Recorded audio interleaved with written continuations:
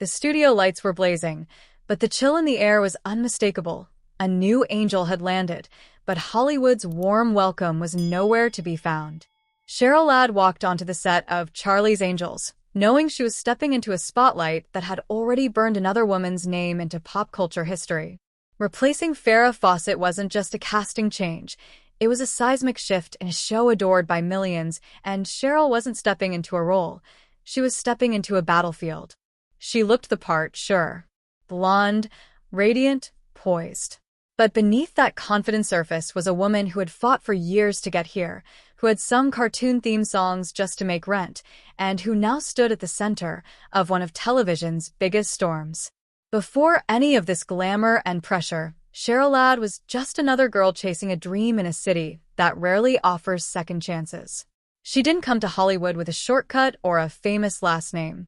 Instead, she lent her voice to animated shows like Josie and the Pussycats, a job that paid the bills but felt worlds away from the star she knew she could be. Year after year, she showed up to auditions, took whatever small roles she could find, and endured rejection after rejection. Each closed door chipped away at her confidence, but never at her resolve. And just when she began to wonder if the fight was even worth it anymore, the call came that would change her life, but not in the way she expected. When Farrah Fawcett left Charlie's Angels after only one season, the producers were in panic mode. Farrah wasn't just a star. She was the face of the show, the poster on every teenage boy's wall, the reason millions tuned in. Finding someone to replace her felt impossible. So instead of ignoring her absence, they decided to work with it. They cast Cheryl as Chris Monroe, Farrah's younger sister, hoping the connection would ease the transition. It was a clever move on paper. In reality, it placed Cheryl under a microscope of scrutiny and suspicion. Fans didn't want a new angel. They wanted Farrah. And the other angels? They weren't ready to let a newcomer into their tightly controlled universe. The rejection wasn't loud or obvious. It wasn't in shouting matches or dramatic on-set scenes. It was colder than that. Cheryl would walk into a room and feel conversation stop. She'd sit at a table read and receive nothing but nods and silence. There was no handshake of welcome, no smile of solidarity. Every glance felt like judgment. And the one person who seemed to radiate that coldness the strongest was Katejackson.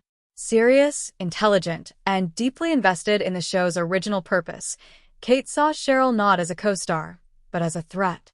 She made her feelings clear, not with insults, but with dismissiveness. She called Cheryl a blonde Barbie doll, not to her face, but where it would surely get back to her. And every time Cheryl tried to contribute ideas or suggestions, she was cut off or ignored. Jacqueline Smith, the third angel, tried to stay neutral, but even she couldn't bridge the divide.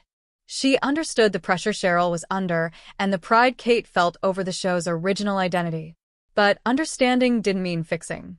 And so, Cheryl stopped trying. She showed up early, stayed late, knew her lines inside and out, and kept her head down. She smiled through the tension, delivered her scenes with grace, and hoped that maybe, just maybe, her work would earn her a place among them. But instead of thawing, the atmosphere grew colder. Then came the breaking point. Cheryl was given a bigger role in an episode, a chance to shine not just as the pretty new face, but as a real actress, with emotional weight.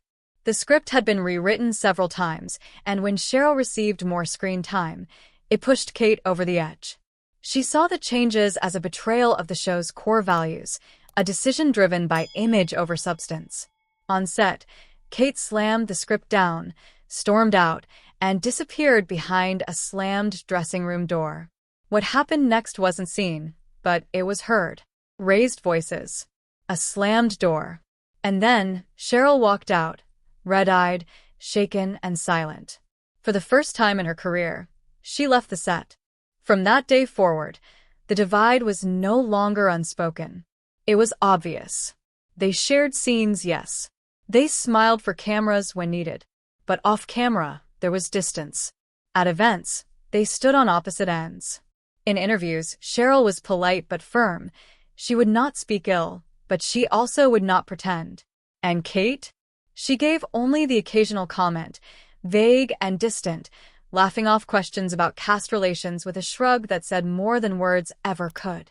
The producers tried to fix it.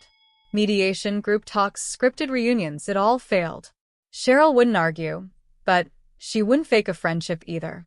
Her silence became louder than any accusation. She skipped reunions. She declined offers that involved Kate. And when asked directly if she kept in touch with her co-stars, she gave the same soft but resolute answer. No. No bitterness, no dramatics, just distance.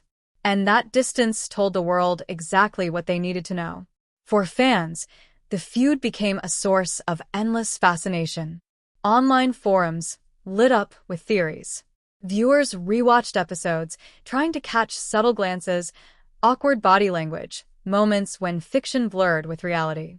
And there were plenty of those moments. A smile that didn't quite reach the eyes. A scene partner who seemed a few emotional steps removed. It was all there if you knew where to look. But neither Cheryl nor Kate ever gave a full explanation.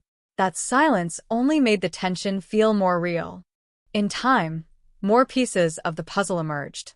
Kate's struggles with her health became public, multiple surgeries, exhaustion, a sense of creative burnout. She had wanted Charlie's Angels to be more than just fashion and action. She had helped build it from the ground up and now watched as producers leaned more and more into glamour. Cheryl, young and radiant, represented everything Kate feared the show was becoming. And while that didn't justify the hostility, it added depth to the story. It wasn't just jealousy. It was grief for the show Kate thought she was making, for the integrity she felt slipping away. Still, the pain Cheryl felt was no less real. She had been thrown into a role that demanded everything and returned little warmth. She stayed professional, always. She never lashed out, but the scars remained. And when the show ended, she chose peace over reconciliation. There would be no public embrace, no nostalgic photo ops. Cheryl kept her distance, not out of spite, but out of self-respect. She understood that some wounds don't heal just because time passes. Some silences are chosen, not forced. And in her silence, she found strength.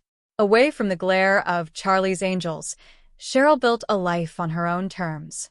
She starred in television movies, released music, and found joy in writing. She married, raised a family, and showed that success isn't always about headlines or reunions. To those who knew her, Cheryl became a symbol of quiet perseverance. She didn't shout about the things she overcame, she just kept moving forward. Her career didn't explode the way some predicted, but it endured. And that endurance mattered more than any single role ever could. Even now, when retrospectives bring the cast back into focus, the tension remains. Cheryl and Jaclyn Smith maintain a warm bond, appearing together, laughing, supporting one another. But Kate is always absent, either physically or emotionally. That cold line from decades ago remains. And while fans may still hope for closure, Cheryl has made peace with the fact that some stories don't get clean endings. Some relationships end not with fireworks, but with silence. And maybe that's okay. Because Cheryl Ladd's story isn't just about the conflict, it's about the resilience, the dignity, the choice to rise above. She didn't need a dramatic reunion or a tabloid revelation. She had already won.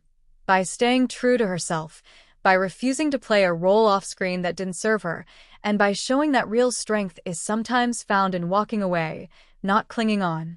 In a world where drama sells and conflict makes headlines, Cheryl chose something rarer. She chose grace. And in doing so, she reminded everyone watching, then and now, that being an angel wasn't just about the wings or the beauty. Sometimes, it was about surviving the storm with your soul intact. If you found Cheryl Ladd's story as powerful and moving as we did, don't forget to like this video and subscribe to the channel for more untold stories from behind the fame.